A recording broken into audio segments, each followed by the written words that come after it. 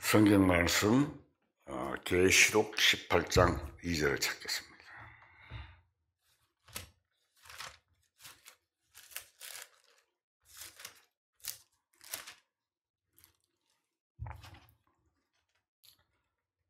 계시록 18장 2절 제가 읽겠습니다. 힘찬 음성으로 외치르되 무너졌도다 무너졌도다 큰 성 바벨론이여 귀신의 처소와 각종 더러운 영이 모이는 곳과 각종 더럽고 가증한 새들이 모이는 곳이 되었도다.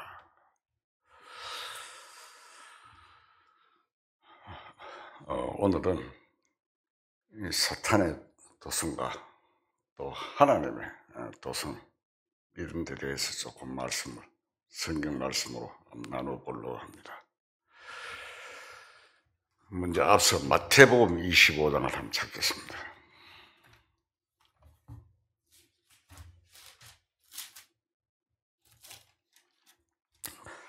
마태복음 25장 31절 우리가 많이 접했는 성경 말씀이지만 자세하게 읽고 자세하게 알고 해야 하는 것입니다. 마태복음 25장 31절 인자가 자기 영광으로 모든 천사와 함께 올 때에 자기 영광의 보좌에 앉으리니 모든 민족을 그 앞에 모으고 각각 구분하여 목자가 양과 염소를 구분하는 것 같이 하여 양은 오른편에 염소는 왼편 두리라. 그때 임금이 그 오른편에 있는 자들에게 이르시되 내 아버지께 복받을 자들이여 나와 창세로부터 너희를 위하여 예비된 나라를 상속받아라. 내가 줄일 때 너희가 먹을 것을 주었고 목마를 때 마시게 하였고 나그네 되었을 때 영접하였고 헐벗었을 때 옷을 입혔고 병들었을 때 돌아보았고 옥에 갇혔을 때 와서 보았느니라. 이에 의인들이 대답하여 이르되 주여 우리가 어느 때 주께서 줄이신 것을 보고 음식을 대접하였으며 목마르신 것을 보고 마시게 하였나이까? 어느 때 나가는 되신 것을 보고 영접하였으며 헐벗으신 것을 보고 옷 입혔나이까? 어느 때 병드신 것이나 옥에 갇히신 것을 보고 가서 배웠나이까? 하리니 임금이 대답하여 이르되 내가 진실로 너희에게 이르노니 너희가 여기 내 형제 중에 지극히 작은 자 하나에게 한 것이 곧 내게 한 것이니라 하시고 또 왼편에는 자들에게 이르시되 저주를 받은 자들아 나를 떠나 마귀와 그 사자들을 위하여 예비된 영원한 불에 들어가라. 우리가 많이 접하는 말씀입니다. 여기에 보면 주님이 재림하셔서 모든 민족을 주님 앞에 모으고 심판하시는 광경이 잘 나타나 있습니다. 그런데 이 모든 하나님의 계획은 시온을 통해서 이루어집니다.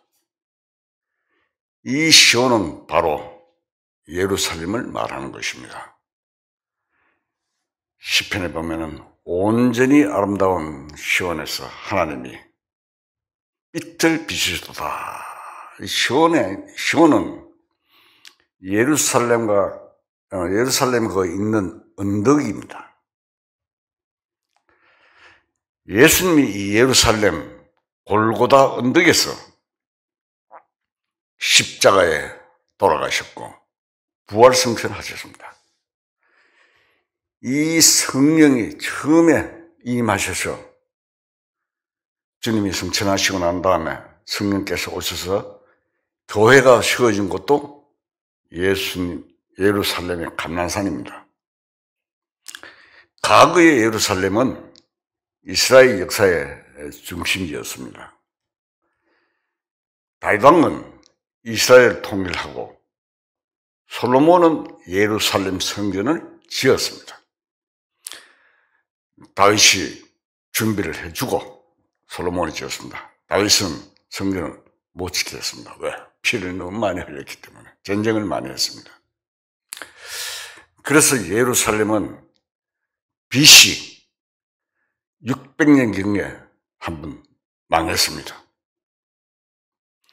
다시 또 두 번째 AD 70년에 또 한번 망했습니다. 로마 타이터스에서 망했죠. 앞으로 예루살렘이 환난 날을 한 번 더 맞이하는 날이 올 것입니다. 제3성전이 지어지고 그 성전에서 대환란이 한 번 다시 일어납니다. 이 예루살렘과 대조적으로 사탄의 도성은 바로 바벨론입니다.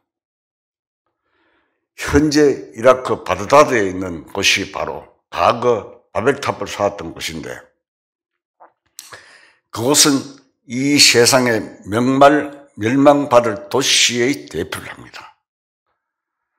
그래서 계시록 8장 2절에 있듯이 무너졌도다, 무너졌도다, 헌성 바벨론이라고 기록되어 있습니다. 아브라함은 하나님의 부름을 받고 하나님이 지시하는 곳으로 갔습니다. 하나님이 아브라함을 인도해 가신 목적지가 어디입니까? 바로 예루살렘입니다. 내가 내 지시한 땅으로 가라. 아브라함에게 지시하신 곳이 바로 예루살렘입니다. 예루살렘에 솔로몬의 성전이 지었던 그 지성소, 도면을 안 것도 알겠죠. 성소 다음에 안에 있는 지성소 자리가 바로 아브라함이 외아들 이삭을 바친 자리입니다. 이 백세 얻은 아들입니다. 이제 이 예루살렘을 중심으로 하나님의 모든 계획이 이루어질 것입니다. 앞으로 될 일입니다. 점점 착착 진행되고 있습니다. 그래서 이 성경 말씀을 들을 때 자세하게 잘 듣고 이해를 해야 됩니다. 실제로 이 땅 위에 예루살렘이 있지만 교회가 완성되면 성도들이 들림을 받고 나중에 다시 왕 대신 주님과 함께 지상에 내려옵니다. 그래서 여기에 온전히 아름다운 시온에서 하나님이 빛을 비추도다고 한 것입니다. 예루살렘을 향하는 하나님의 계획은 예수님이 재림하심으로 말미암아 하나님의 계획이 완성됩니다. 그때는 예루살렘이 온 세계의 중심지가 됩니다. 주님이 오셔서 통치를 하실 때 세계의 중심지가 됩니다. 그곳에서 예수님이 온 세상을 심판하시고 통치하시게 되는 것입니다. 마태복음 읽었던 그 내용, 땅과 염소를 심판하시고 다 하십니다. 온전히 아름다운 시온에서 하나님의 빛을 발하는 것은 영적인 뜻으로 표현한다면 교회가 온전히 아름다운 시온이 되는 것을 말합니다. 오바다 1장 21절을 찾겠습니다. 오바다는 한 장뿐입니다. 성경에 보면은 오바다 유다스하고 보면은 오바다 1장 21절 자 읽겠습니다. 구원받은 자들이 시온산에 올라가서 에스의 산을 심판하리니 나라가 여호와께 속하리라. 구원받은 자들이 시온산에 올라와서 에스의 산을 심판하리니 나라가 여호와께 속하였느니라. 이 말씀은 현재 그 요르단에는 바로 이스라엘 그 옆에 예루살렘과 가까운 그 바로 옆에 요르단입니다. 요르단에는 산악 족속이 많은데 이들은 누구냐? 에스의 후손인 에돔 족속입니다. 이 에돔은 특별히 심판을 받는데 거기에는 이유가 있습니다. 왜 에돔이 심판을 받습니까? 완악한 에돔 사람들은 예루살렘이 느부갓네살에게 정복되었을 때 이를 즐거워하였고 유대 백성들을 학대하고 조른 것입니다. 야곱의 형제입니다. 에서가. 그렇죠. 형이잖아요. 팥죽 한 그릇에 자기 명분을, 장자 명분을 팔았던 그 내용을 우리가 읽어볼 수 있지 않습니까? 이 느부갓네살 왕이 와서 이스라엘 치실 때 형제인데 슬퍼하고 도와줘야 되는데 오히려 즐거워하고 유다 백성들을 학대하고 조롱했다. 그러나 이외에 대대적으로 오직 시온산에서 피할 자가 있으니 이 산이 거룩할 것이요. 곧 17장 17절 한번 봅시다. 오바라 1장 17절. 오직 시온산에서 피할 자가 있으리니 그 산이 거룩할 것이요. 야곱 족속은 자기 기업을 누릴 것이며. 자, 했듯이 시온산인 예루살렘에 대한 하나님의 영광스러운 계획은 완전하게 성취됩니다. 비록 이 자그마한 도시가 완전히 파괴되어 예루살렘 성전을 이야기하는 것입니다. 파괴되어 돌 위에 돌 하나 남지 않았을 때 있었지만 그 돌 위에 돌 하나 안 남았다는 말은 로마의 타이터스 장군에 의해서 AD 70년에 망할 때 사람들이 소문에 그 돌 중간에 보통 벽돌 살 때 세면을 놓습니다. 근데 여기는 금을 놓았다는 소문이 들었어. 그래서 그 금을 찾기 위해서 돌을 다, 돌 위에 돌 하나 안 남고 다 파괴됐다고 합니다. 하나님의 계획이 성취되는 그때가 오면 온전히 빛을 발하는 아름다운 곳이 되어 거기에 주님께서 온 세상을 다스리게 될 것입니다. 모세가 시온산에 올라가서 하나님께로 부터 위로를 받았을 때 그 앞에 불이 삼키고 강풍이 일어났습니다. 과거에 아담이나 노아나 에녹 같은 이들이 하나님의 음성을 듣고 계시를 받았지만 모세는 시내산에서 하나님이 직접 나타나시는 불 가운데서 유를 받았습니다. 신명기 4장 32절을 찾겠습니다. 신명기 4장 32절.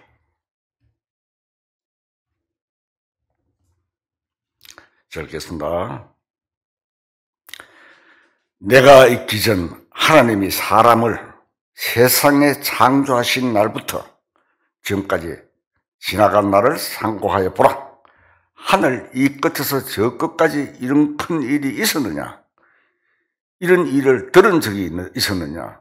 어떤 국민이 불 가운데서 말씀하시는 하나님의 음성을 너처럼 듣고 생존하였느냐? 어떤 신이 와서 시험과 이적과 기사와 전쟁과 강한 손과 편팔과 크게 들어온 일로 한 민족을 다른 민족에게서 인도하여 낸 일이 있느냐? 이는 다 너희 하나님 여호와께서 애굽에서 너희를 위하여 너희 목전에서 행하신 일이라. 이것을 네가 나타내심은 여호와는 하나님이시오.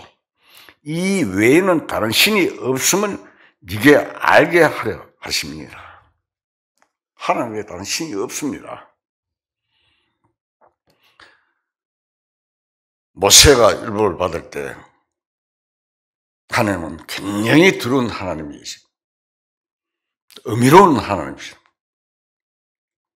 모세가 유를 받으려고 시내산에 올라갔을 때 그 산에 불이 붙고 진동하며 우레소리가 나자 이스라엘 민족이 너무 겁이 나서, 요새 우리가 배 치고 천둥 치면 겁나죠? 이따가다. 그때는 굉장했던 것 같습니다. 너무 겁이 나서 모세에게 당신이 우리 대신 그 소리를 듣고 전달해 달라고 간청하였습니다. 그게 무슨 뜻입니까? 모세를 통해서 율법을 주신 하나님은 공의로우신 하나님으로 매우 두렵고 무서운 하나님이시라는 뜻입니다. 불이 붙고 하나님의 권위와 영광과 의미로움이 나타나는 것입니다. 그러나 주님을 통해서 나타나시는 하나님은 어떻습니까? 예수 그리스도 주님을 통해서 나타나신 하나님은 사랑의 하나님이시고 자비로우신 하나님이시고 은혜 하나님이십니다. 말씀이 육신 속에 나타나셔서 세상 사람들이 평안한 가운데서 하나님의 말씀을 들을 수 있게 되었습니다. 요한복음 1장 14절을 찾겠습니다.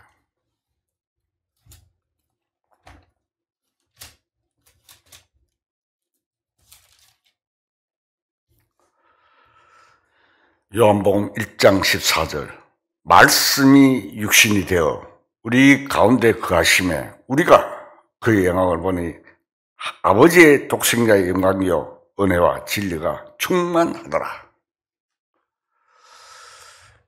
지금 우리가 하나님의 음성을 들을 수 있는 것은, 자, 이 성경 말씀을 듣는 것이 하나님의 말씀 음성을 듣는 것입니다.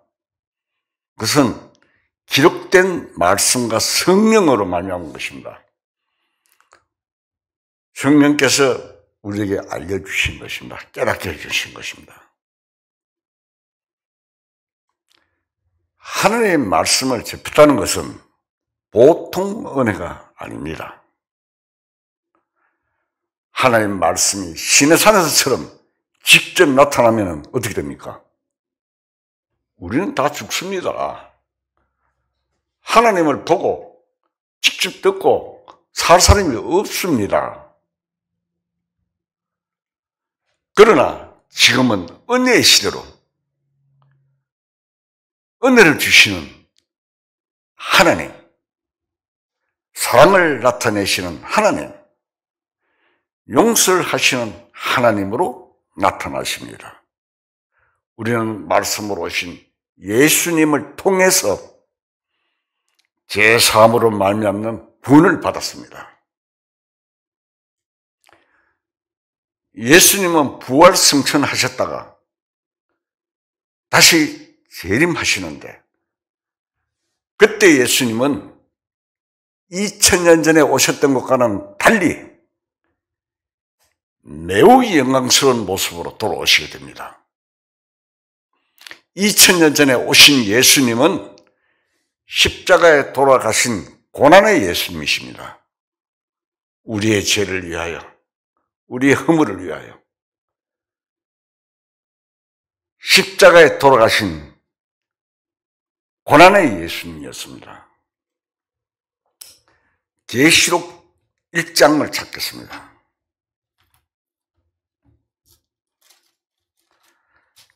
계시록 1장 9절.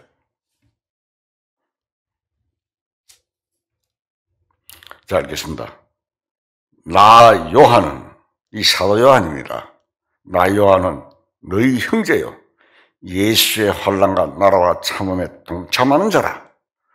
하나님의 말씀과 예수를 증언하였으므로 말미암아 반모 섬에 있었더니 주의 날에 내가 성령에 감동되어 내 뒤에서 나는 나팔 소리 같은 큰 음성을 들으니 이르되, 네가 보는 것은 두루마리에 서서 에베소, 스무나, 버가모, 두아디라, 사데, 빌라델비아, 라오디게아 등 7교회 보내라 하시기로 몸을 일으켜 나의 말한 음성을 알아보려고 돌이킬 때 7 금촛대를 보았는데 촛대 사이에 인자 같은 이가 발에 끌리는 옷을 입고 가슴에 금띠를 띠고 그의 머리와 털의 희가 흰 양털 같고 눈 같으며 그의 눈은 붉고 같고 그의 발은 풀무불에 단련한 빛난 주석 같고 그의 음성은 많은 물소리와 같으며 그의 오른손에 7 별이 있고 그의 입에서 좌우에 날선 검이 나오고 얼굴은 해가 있는 것 같이 빛이다. 자, 주님 모습입니다. 사도 요한이 반모섬에 귀양 갔죠. 귀양 가서 계시로 본 겁니다. 이 환상을 보고 그대로 기록해서 7교에 보내라고 했습니다. 사도 요한은 재림하신 예수님을 반모섬에서 계시로 보았습니다. 이거 보통 계시산에 가서 불이 뜨끔하고 그런 거 아닙니다. 이렇게 명확하게 기록을 해서 우리한테 들려주고 있습니다. 이 재림하시는 예수님은 2000전의 모습과는 상당히 다른 것을 알았습니다. 그렇죠? 예수님이 태어나실 때 어떻게 태어났습니까? 말구유에서 태어났습니다. 알아보는 사람 없고 사람들이 멸시하고 흠모할 만한 것이 없다고 그랬어요. 그런 예수님이었는데 재림하신 예수님은 지금 쭉 읽었잖아요.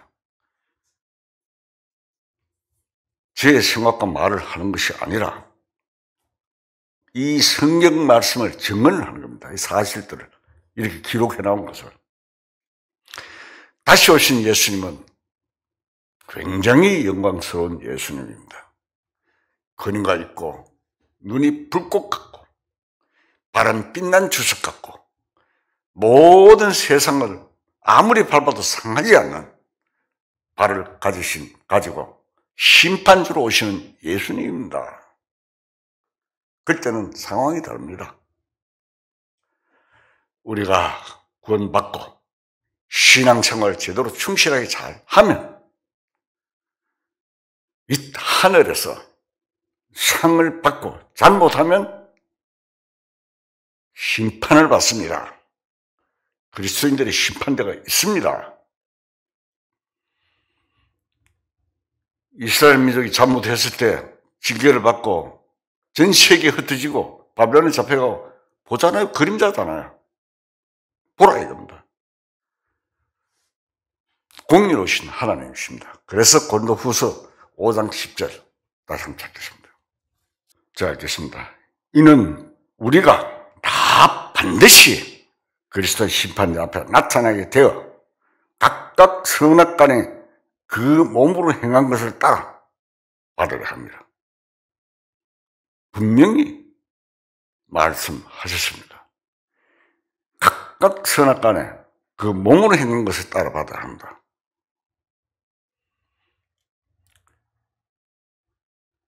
우리가 앞에서 읽은 마태복음 25장에 보면 한편은 양을 판단하는 말씀이 있고 또 한편은 염소를 판단하는 말씀이 있습니다. 그래서 하늘과 땅 아래 모든 사람을 모으고 심판할 때 우리 그리스도인들도 지옥 가는 심판은 아니지만 심판받는 일이 있습니다. 그리스도인들도 들림받은 이후에 신앙생활을 어떻게 했느냐에 따라 하늘에서 상과 심판이 있습니다. 심판받는 기간에 우리가 잘못한 데 대한 대가를 받을 것입니다. 그리스도의 허물없는 신부가 되기 위해서 깨끗이 못한 것을 다 재내는 과정이 들림받은 후에 있을 것입니다. 그것이 우리 그리스도인들이 받을 심판입니다. 지옥 가는 심판은 아니지만 반드시 몸으로 행한 것에 대한 심판을 각자가 받는다는 것입니다. 그런가 하면 아래 땅에서, 우리는 하늘에서 받고 아래 땅에서는 뭡니까? 이 죄악 세상에 대한 심판이 있습니다. 그때 유대인들 가운데서 재림하시는 예수님을 땅에서 맞이할, 대화라는 기간 동안에 구원받은 유대인들이 있을 것입니다. 이스라엘 민족은 양이나 소나 비둘기를 잡아서 하나님께 제사를 드렸습니다. 레위기서에 쭉 나오죠.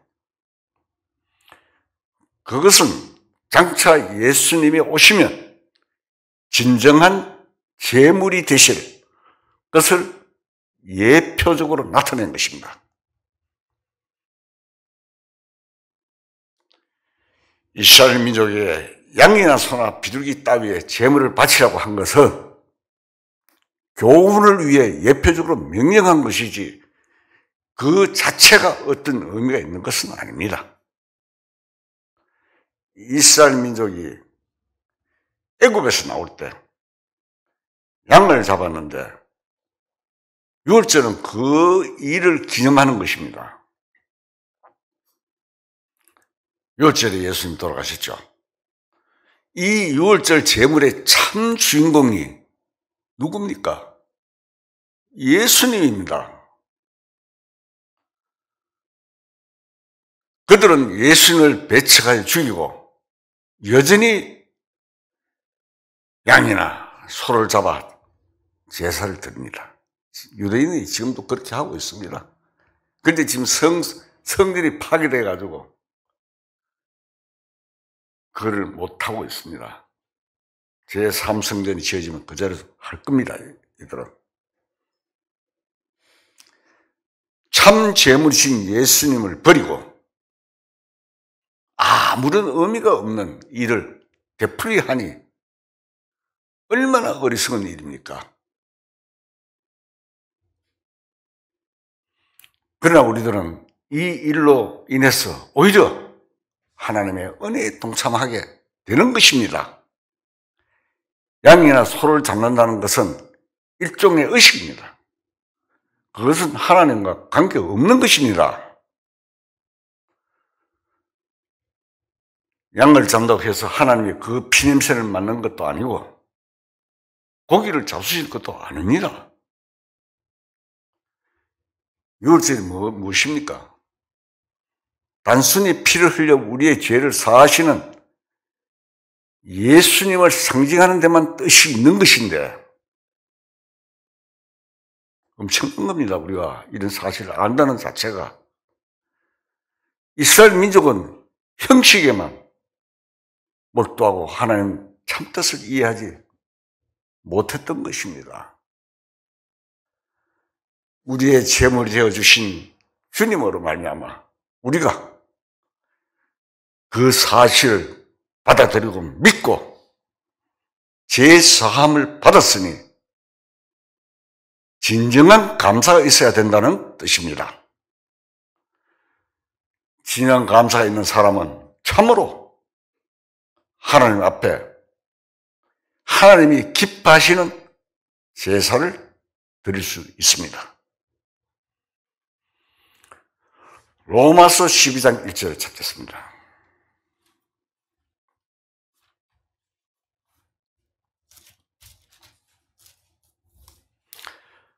로마서 12장 1절 제가 읽겠습니다.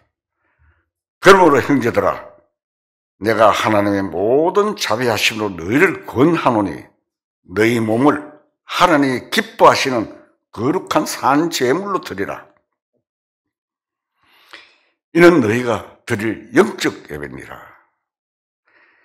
너희는 이 세대를 본받지 말고 오직 마음을 새롭게 함으로 변화를 받아 하나님의 선하시고 기뻐하시고 온전한 뜻이 무엇인지 분별하도록 하라.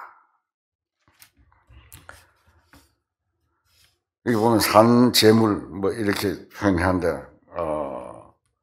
이 성경이 앞에 성경은 산제사로 기록되어 있습니다. 그런데 이번에 또 수정이 돼가 제물로 해놨습니다. 몸을 가지고 산제물을 드리라는 것은 잘 이해를 하셔야 합니다. 피 흘려서 죽는 그런 제물이 아니고 우리의 생활이 하나님이 기뻐하실 수 있는 생활이 되어야 한다는 뜻입니다. 우리의 몸은 생각의 지배를 받고 생각하는 대로 움직입니다. 우리 육신은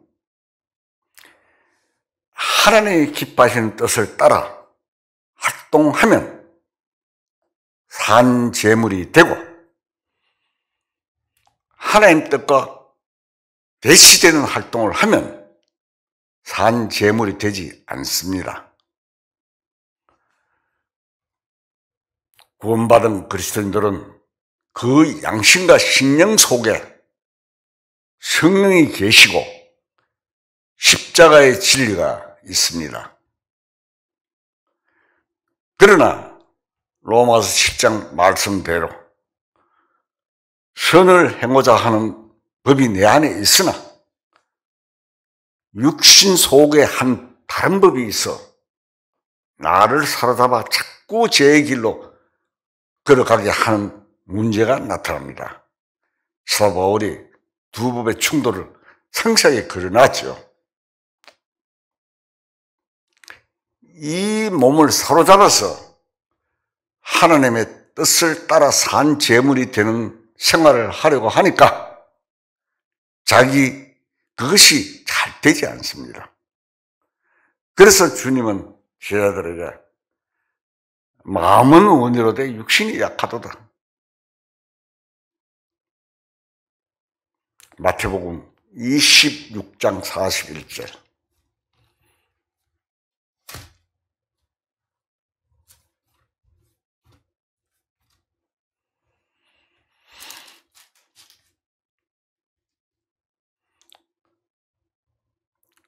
마태복음 26장 41절 잘 읽겠습니다. 시험에 들지 않게 깨어 기도하라. 마음에는 원이로되 육신이 약하도다 하시고.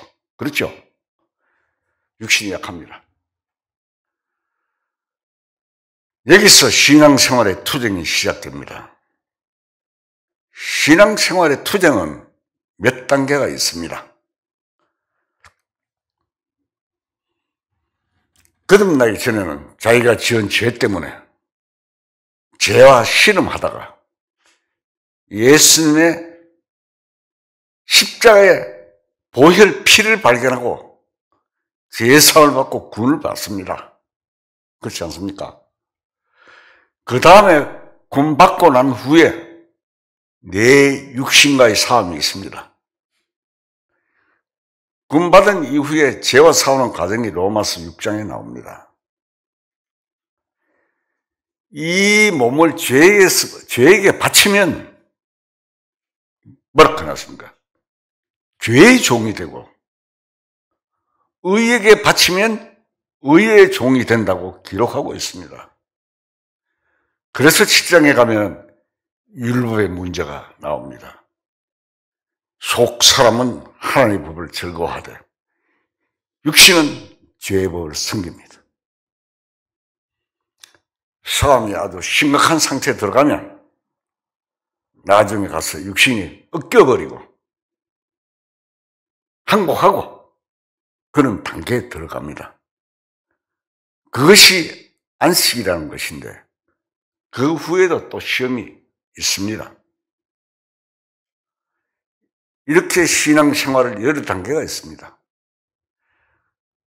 구원을 받았어도 똑같지 않고 단계가 다 다른 것입니다. 빌립보서의 말씀대로 하나님이 더 기뻐하시는 것은 우리의 어떤 율법 행위보다 참으로 하나님께 감사하는 것입니다. 하나님은 우리 마음에 감사가 없는 것을 가장 싫어하십니다. 그렇잖아요. 그 감사는 어디서 나옵니까? 믿음에서 나옵니다. 죄 많은 사람이 제사를 받으면 감사함이 더 큽니다.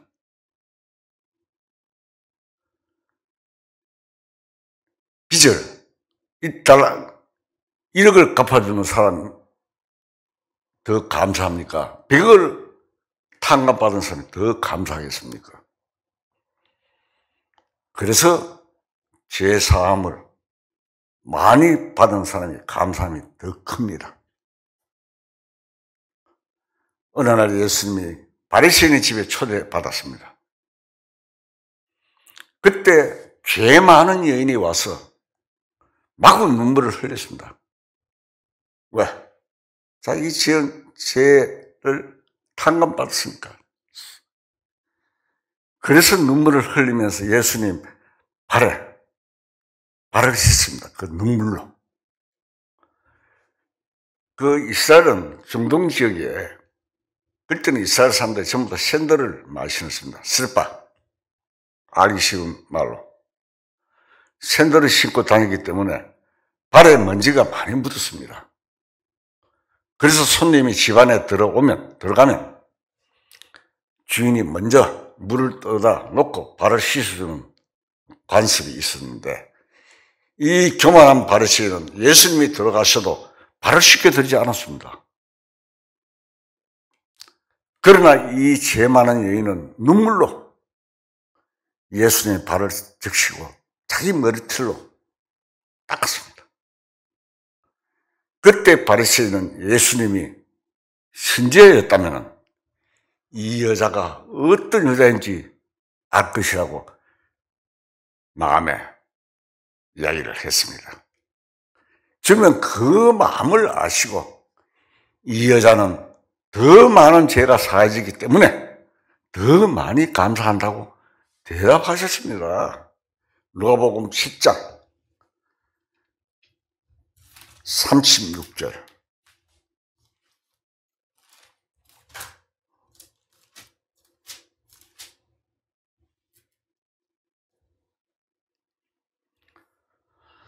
누가복음 10장 36절. 잘 읽겠습니다. 한 바리새인이 예수께 나와 함께 잡수시기를 청하니 이에 바리새인의 집에 들어가 앉으셨을 때 그 동네에 죄를 지은 한 여자가 있어 예수께 바리새인의 집에 앉아 계심을 알고 향유 담은 옥합을 가지고 와서 예수님 뒤에 그 발 곁에 서서 울며 눈물로 그 발을 적시고 자기 머리털로 닦고 그 발에 입맞춤이고 향유를 부으니 예수를 청한 바리새인이 그것을 보고 마음에 이르되 이 사람이 만일 선지라면 자기를 만지는 이 여자가 누구며 어떠한 자 곧 죄인 줄을 알았으리라 하거늘 예수께서 대답하여 이르시되 시몬아 내가 네게 이럴 말이 있다 하시니 그가 이르되 선생님이 말씀하시오소. 이르시되 빚 주는 사람이 빚진 자가 둘이 있어 하나는 500데나리온을 졌고 하나는 50데나리온을 졌는데 갚을 것이 없으면 둘 다 탕감하여 주었으니 둘 중에 누가 더 그를 사랑하겠느냐. 시몬이 대답하여 이르되 내 생각에는 많이 탕감받은 자니이다. 이르시되 네 판단이 옳도다. 그 여자를 돌아보시며 시몬에게 이르시되 이 여자를 보느냐. 내가 내 발에 들어올 때 너는 내게 발 씻을 물도 주지 아니하였으되 이 여자는 눈물로 내 발을 적시고 그 머리털로 닦았으며 너는 내게 입 맞추지도 아니하였으되 그는 내가 들어올 때부터 내 발에 입 맞추기를 그치지 아니하였으며 너는 내 머리에 감면도 붙이지 아니하였으되 그는 향유를 내 발에 부었도다. 이러므로 내가 내게 말하노니 그의 많은 죄가 사해졌도다. 이는 그의 사랑하는 마음이라. 사함을 받은 일이 적은 자는 적게 사랑하느니라. 이 여자에게 이르시되 네 죄 사함을 받았느니라 하시니 함께 앉아 있는 자들이 속으로 말하되 이가 누구에게 죄도 사하는가 하더라. 예수께서 여자에게 이르시되 네 믿음이 너를 구원하였으니 편안히 가라 하시니라. 자, 제가 100번 이야기하는 것보다 한 번 딱 읽어보면 답이 다 나오죠. 예수님께서 하신 말씀입니다. 참으로 주님의 은혜에 대해서 감사 줄 아는 것은 어떤 행위보다 더 중요합니다. 감사가 없으면 하는 행위는 억지가 됩니다. 형식적으로 억지로 하는 거다 이 말입니다. 부족한 존재지만 주님의 은혜를 생각하니 감사한 것입니다. 물론 진정한 감사가 있는 사람은 그 감사가 행위로 나타납니다.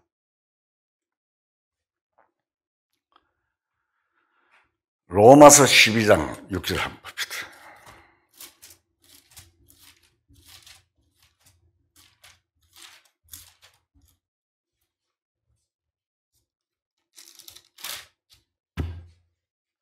로마서 12장 6절 우리에게 주신 은혜대로 받은 은사가 각각 다르니 혹 예언이면 믿음의 분수대로 혹 섬기는 일이면 섬기는 일로 혹 가르치는 자면 가르치는 일로 혹 위로하는 자면 위로하는 일로 구제하는 자는 성실함으로 다스리는 자는 부지런함으로 긍휼을 베푸는 자는 즐거움을 할 것이니라. 사랑에는 거짓이 없나니 악을 미워하고 선에 속하라. 자, 여기 보면은 형제를 사랑하여 서로 우애하고 존경하기를 서로 먼저 하며 부인하여 게으르지 말고 열심을 품고 주를 섬기라. 소망 중에 즐거워하며 환난 중에 참으며 기도에 항상 힘쓰며 성도들의 슬슬 공고하며 손대접하기를 힘쓰라. 그 말로 설명을 아주 답이 다 나와 있어요. 여기에 교회가 형성되어 가는데 몸으로 산 제사를 드린 내용이 구체적으로 나타나 있습니다. 감사하는 마음을 가지고 교회 안에서 내가 할 일이 뭔지 그 일이 충실히 게으름을 피우지 않고 하는 것입니다. 게으르고 말만 납시와 실천이 없는 자는 산 제사가 사실 아닙니다. 우리 모두가 다스리고 같은 위치에 있는 사람은 아니지만 섬기는 일이면 섬기는 일로 봉사하는 일이면 봉사하는 일로 각각 자기 할 일을 게을리하면 안 됩니다. 제 이야기가 아니고 성경 기록에 그렇게 기록을 해놨어요. 주님께서 말씀하셨습니다. 감사한 사람은 게으를 수가 없습니다.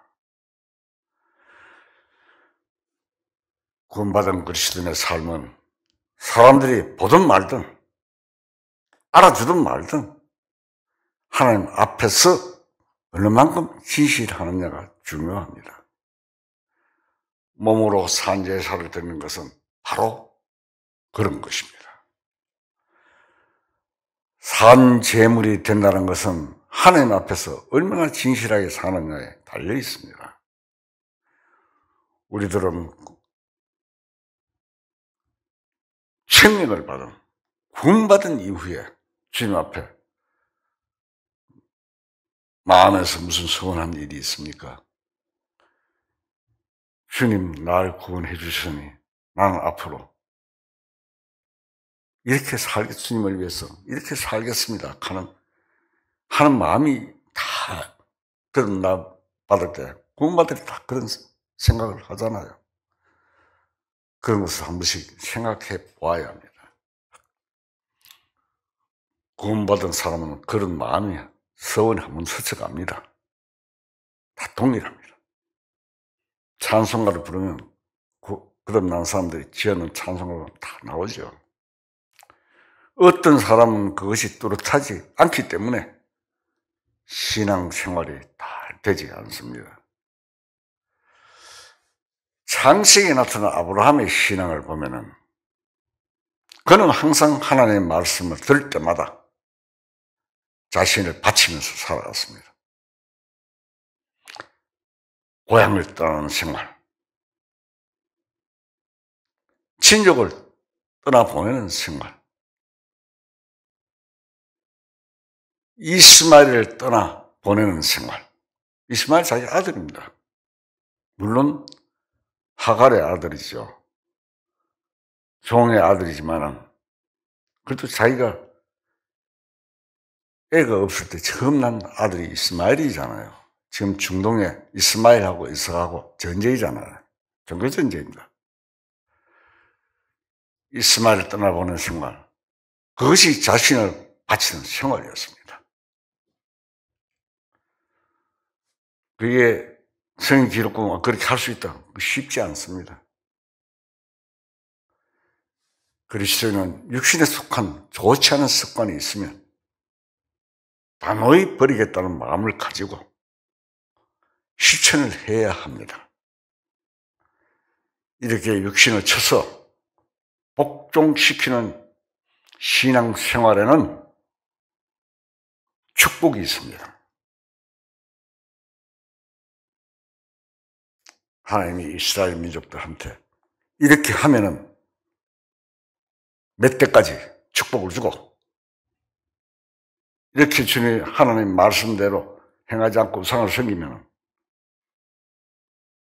버림을 받는 겁니다. 지금 우리가 절에 나가서 뭐 부처 앞에 절하고 이런 우상은 안 섬기더라도 견물이 우상이라고 그랬잖아요. 하나님보다 더 사랑하는 것이 무엇이든지 우상이 됩니다. 조심해야 됩니다. 역사적으로는 이스라엘 사람들 가운데 구원받은 나머지 사람들이 환난 때 주님을 찾는 것입니다. 주님은 그들을 환난에서 건지시고 그들은 주님께 영광을 돌리게 됩니다. 그리스도인들이 여러 가지 환난을 당하게 되는데 그때 주님을 찾는 것을 말합니다. 그러나 악인들에게는 하나님으로부터 재앙이 임합니다. 잠언 1장 24절을 찾겠습니다.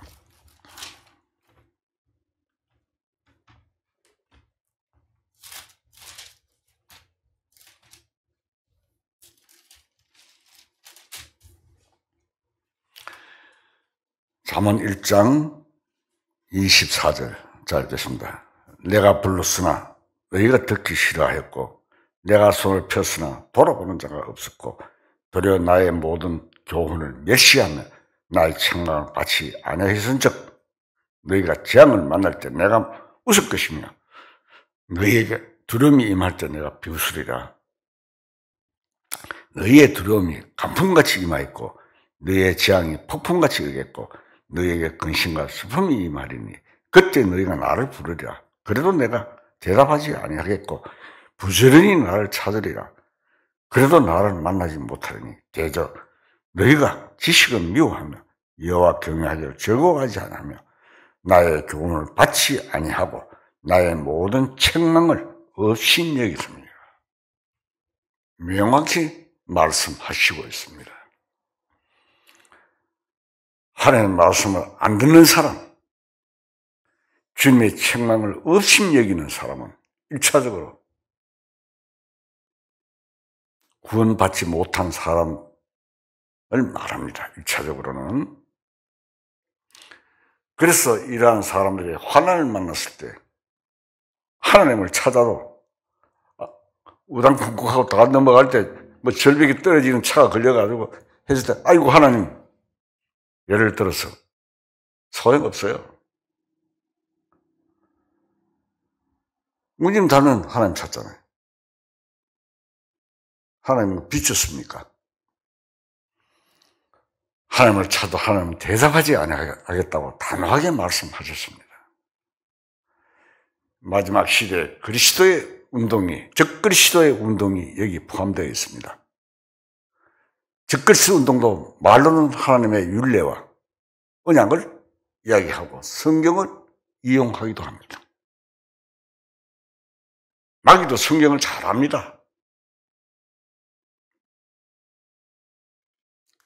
성경 읽고 하나님의 윤례를 입으로 전하고 하나님의 언약도 공공연하게 이야기하지만 참으로 구원을 못 받았다면 그 사람은 악인에 속합니다. 악한 자의 처벌을 받는다 이 말입니다. 입으로 성경을 말하고 하나님의 윤례를 전한다고 해서 다 선인이 되는 것이 아닙니다. 이 생명이, 죽은 생명이 다시 태어나야 됩니다.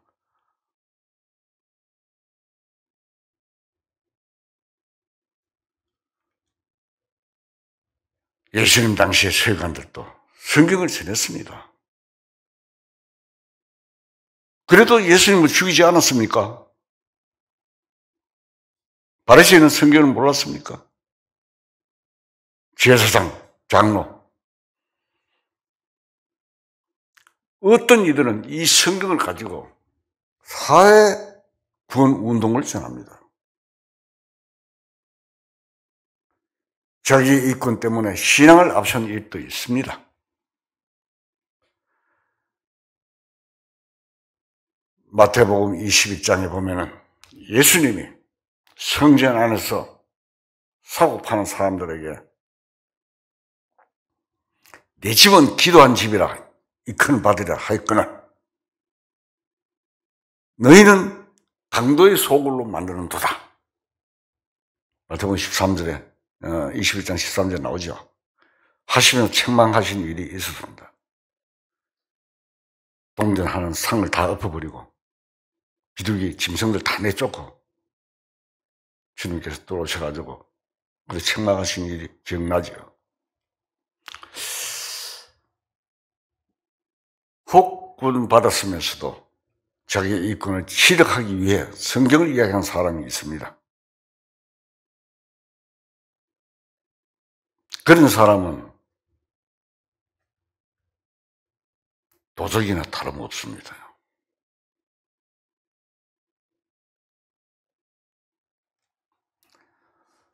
오바다 1장 10절에 찾겠습니다. 오바다 1장 10절 제가 읽겠습니다. 네가 내 형제 야곱에게 행한 포악으로 말미암아 부끄러움을 당하고 영원히 멸절되리라. 에돔 형제 에서의 자녀에 대해서 이야기하는 겁니다. 내가 멀리 섰던 날 곧 이방인이 그의 재물을 빼앗아가며 외국인이 그의 성문에 들어가서 예루살렘을 얻기 위하여 죄 뽑던 날에 너도 그들 중에 한 사람 같았느니라.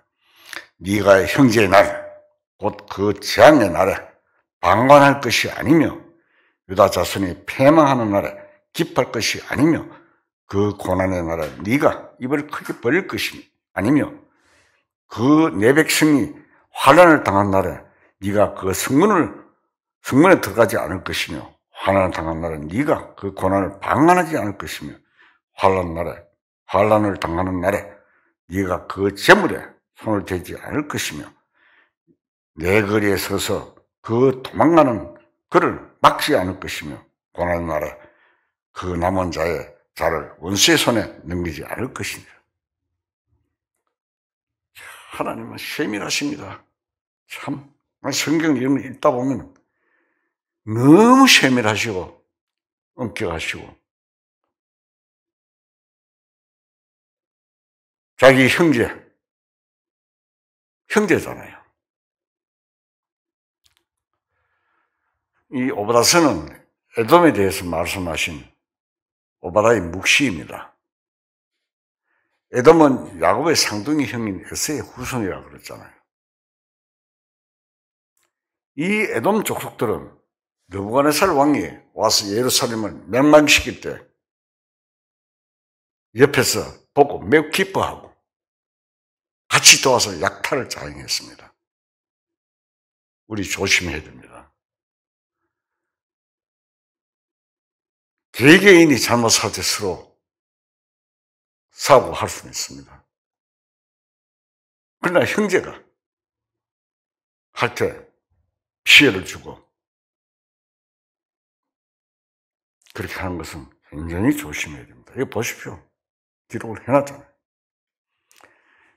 유다 자손들이 이집트로 도망가려고 하면 붙잡아다가 넘겨주기도 했습니다. 왜? 느부갓네살 왕 군대들이 와서 막 잡아가지고 하니까 이집트 쪽으로 도망가려고 하니까 붙잡아가 오히려 넘겨주는 거예요. 옛날 우리 민족들이 유교 사변 때 그런 일이 있었죠. 와다스는 하나님께서 형제를 약탈한 에돔 족속을 향하여 운수를 갚으시는 것은 묵시로 나타냈습니다. 구절에 보면 에스라산에 있는 사람은 다 죽임을 당하고 멸절되려 했습니다. 이것은 우리에게 중요한 교훈을 던집니다. 이 에돔이라는 나라는 하나님의 징계를 받아 완전히 멸망하게 됩니다. 확실하게 구원받은 사람이 혹시 죄를 짓고 잘못하더라도 너무 비판하고 욕을 해서는 안 됩니다. 구원받은 사람이 잘못되어 실패했을 때 잘 되었다고 좋아해서도 안 됩니다. 그런데 하나님께서 하실 일이고 형제로서는 그렇게 해서 안 된다 이 말입니다. 구원받은 사람은 전부 뭡니까? 다 상주입니다. 한 혈통에서 났고 한 말씀으로 생명을 받은 사람들입니다.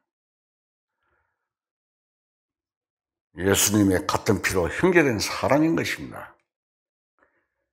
육신의 생각 속에서 세상으로 흘러가기도 하고 죄도 짓기도 하고 실패하기도 하지만 다 주님 앞에 서게 됩니다. 살다가 죽으면 그리스도인들은 왜 됩니까? 낙원에 가잖아요. 가면 다 만나요. 찬송가에도 저 좋은 낙원 이러니 그 쾌락 내 쾌락을 쓱 하고 나오잖아요. 예수님께서 강도 만나면 강도에게 뭐라고 하십니까? 너와 내가 오늘 낙원에 있어요. 회개한 강도에게 그렇게 말을 했습니다. 사도 바울처럼 우리 속에도 주님의 생명이 있습니다. 확실하게 구원받은 사람은 어떤 문제를 가지고 교회 일에는 그렇게 되면 안 되지만은 법정에 가는 것은 삼가해야 됩니다. 어떤 사람은 제가 경험을 한 바 있습니다. 교회 일에 고소를 막 하자고 하면 안 된다. 돈 내서 6장을 한번 읽어봐라. 하니까 성경은 성경이고 하면서 하는 이야기를 듣고 깜짝 놀랐습니다. 이 사람은 불신자입니다. 우리가 구원받은 사람들이 이 세상에 사람과 다른 점이 바로 이것입니다. 그 상대방이 구원받은 사람이면 에돔 족속같이 해서는 안 된다 이 말입니다. 사람들은 죄를 지어도 하나님이 가만히 계시니까 하나님을 자기와 같은 사람처럼 무시합니다. 하나님 왜 가만히 계십니까? 사람 같으면 어떤 사람이 죄를 지었으면 적극 벌을 줄 텐데 하나님은 그렇게 안 하시니까 하나님 별 수 없다고 무시하는 것입니다. 하나님을 잘 믿는다고 하면서 하나님을 자기 정도로밖에 생각하지 않습니다. 로마서 2장에 보면 나옵니다. 하나님은 사람과 같지 않기 때문에 사람들이 죄를 짓고 하나님을 원망하고 대적하고 무신론을 주장해도 오래 참고 회개하기를 기다리시는 분입니다.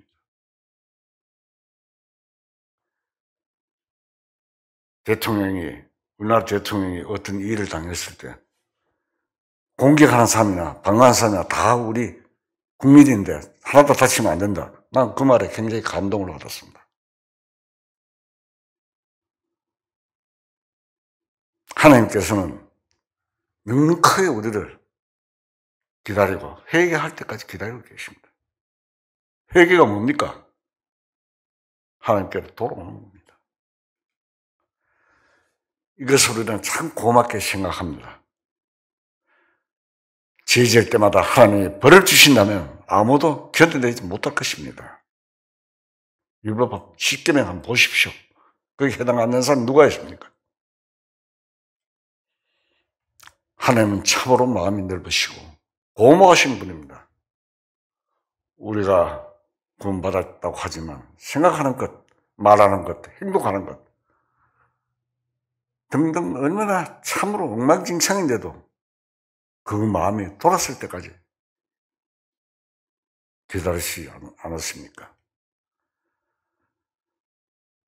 우리가 앞에 읽었던 마태복음 25장을 보면 말씀대로 나중에 왼편에 있는 자들, 죄의 목전에 차례차례 베푸는 광경이 나옵니다.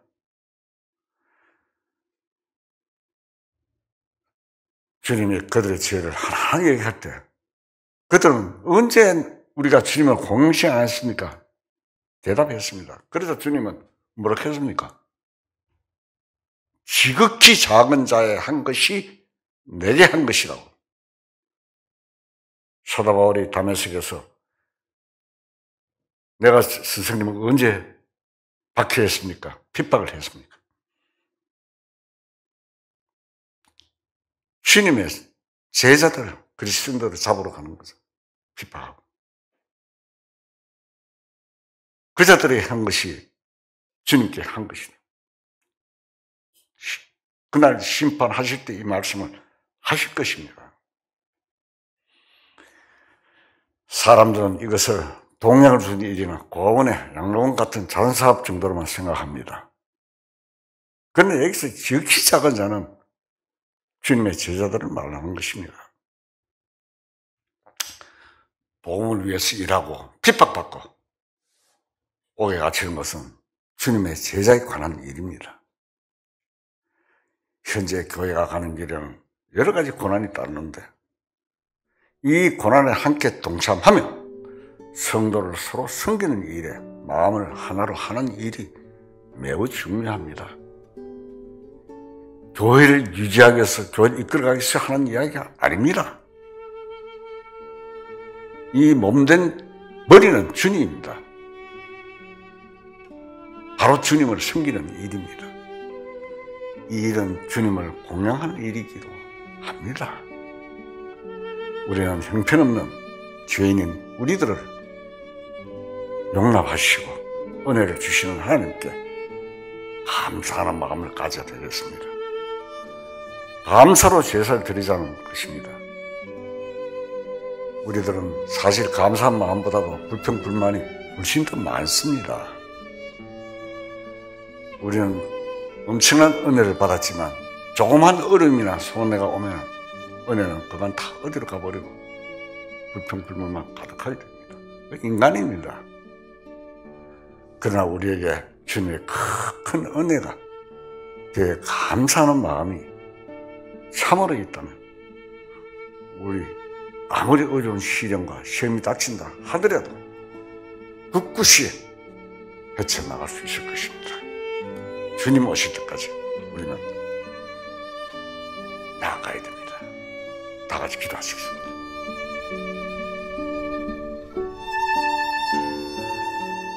거룩하시고 전능하신 하나님 아버지의 뜻을 일부분나마 알게 해주신 은혜 감사합니다. 알게 해주신 말씀을 믿음으로 순종하며 하나님이 기뻐하시는 우리의 삶이 될 수 있게 도와주시고 또한 앞서간 성도들의 삶을 좋은 삼아 살아가며 주님께 잘하였다 칭찬받는 우리 모두가 되게 도와주시옵소서. 남은 시간들을 주님께 부탁드리며 우리 주 예수 그리스도 이름으로 감사하며 기도드립니다. 아멘.